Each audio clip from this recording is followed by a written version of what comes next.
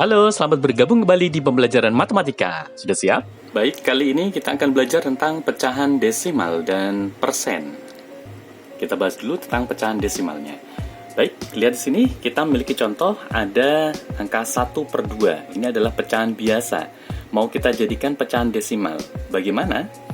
Maka sederhananya, angka 1/2 ini artinya 1 dibagi 2 atau 1 dipecah jadi 2.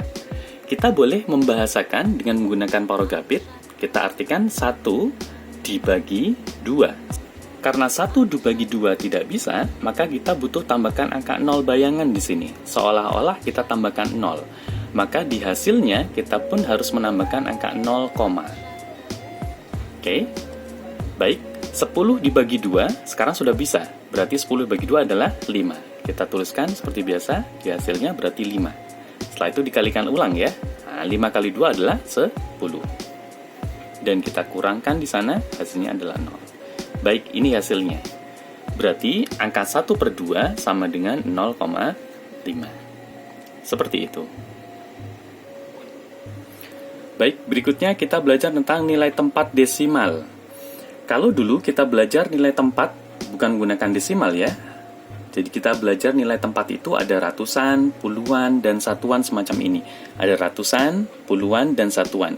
Setelah itu kita belajar tentang tambahan ada nilai tempat desimal.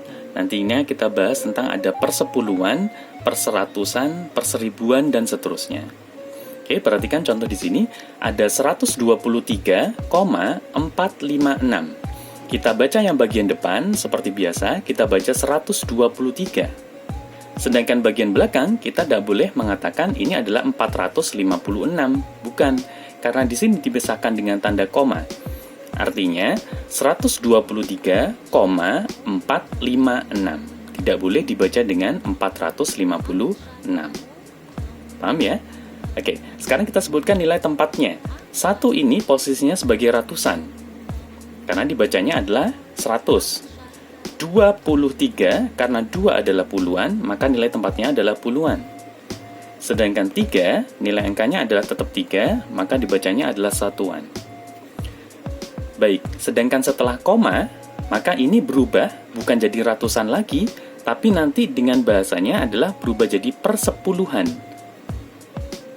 Sedangkan angka 5, yang kedua, digit yang kedua, namanya adalah perseratusan. Digit ketiga namanya adalah perseribuan, dan seterusnya. Semakin ke kanan, maka nominalnya bukan tambah besar, ini semakin kecil. Jadi persepuluhan dengan perseribuan, maka lebih besar persepuluhan. Persepuluhan lebih besar, ini makin kecil, ini makin kecil. Baik. Kenapa harus belajar tentang nilai tempat desimal? Karena nanti kita akan mengurai penjumlahan atau operasi hitung, penjumlahan atau pengurangan angka desimal itu sendiri. Maka kita wajib tahu di mana letak persepuluhannya, perseratusannya, atau perseribuannya, dan seterusnya. Baik, selanjutnya kita belajar tentang arti pecahan desimal. Kalau kita memiliki angka, misalkan di sini angka 2,5, artinya 25/10. Kenapa? Karena di belakang koma ini digitnya cuma ada 1, 2,5. Angka 5 di sini nilainya adalah persepuluhan. Berarti 1/10. Artinya 2,5 ini adalah 25 dibagi 10. Yang kedua, 4,3. Sama, karena di belakang koma ini cuma ada 1 digit, yaitu angka 3 ini, berarti kita cuma mengatakan di sini adalah persepuluhan. Berarti 43/10. Oke, bagaimana contoh berikutnya? 0,75. Artinya, ada 2 digit di belakang koma. Berarti nanti bukan persepuluhan, tapi perseratusan. Oke, artinya 0,75/100. 0,125. Artinya, di belakang koma ada 3 digit angka. Berarti artinya secara desimal berarti perseribuan. Berarti kalau ditulis secara pecahan biasa, 0,125 jadinya adalah 125/1000. Mudah ya?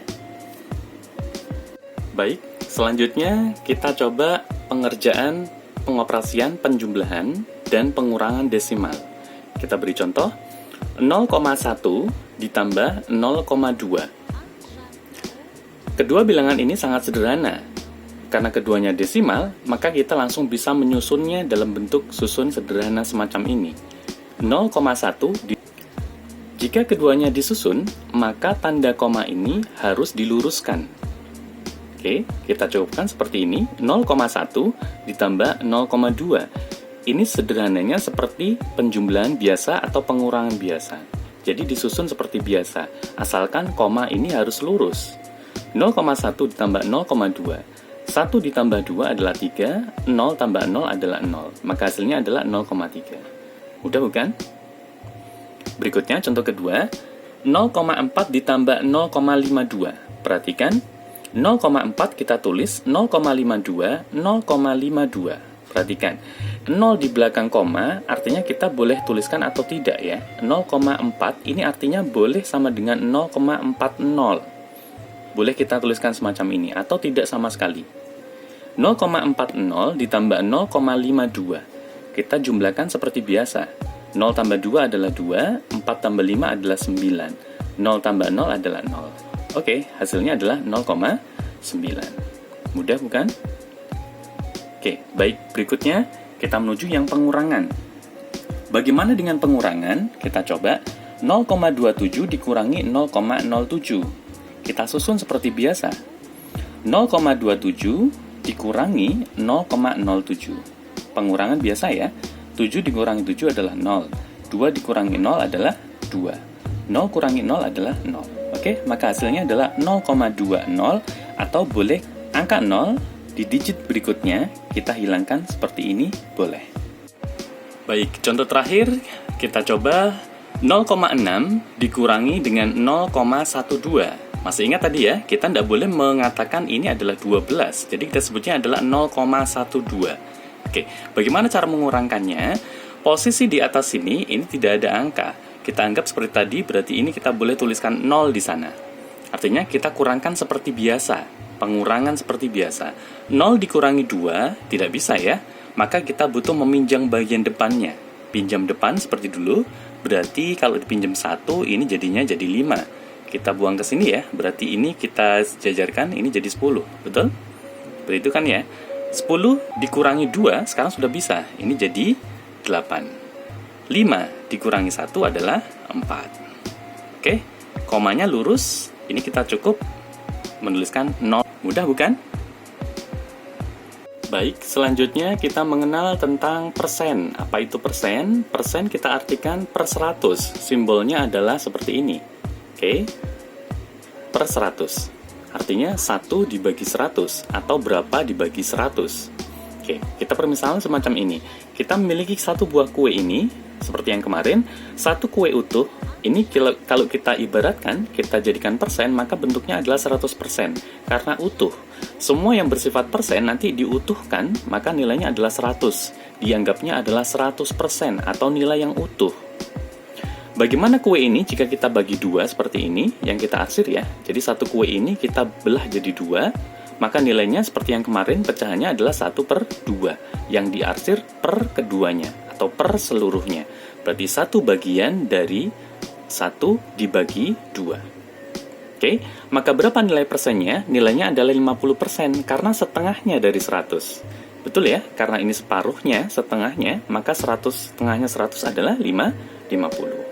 Oke, sekarang bagaimana bentuknya jika kita rubah dalam bentuk pecahan biasa? Kita coba ya. 50% artinya 50/100, betul?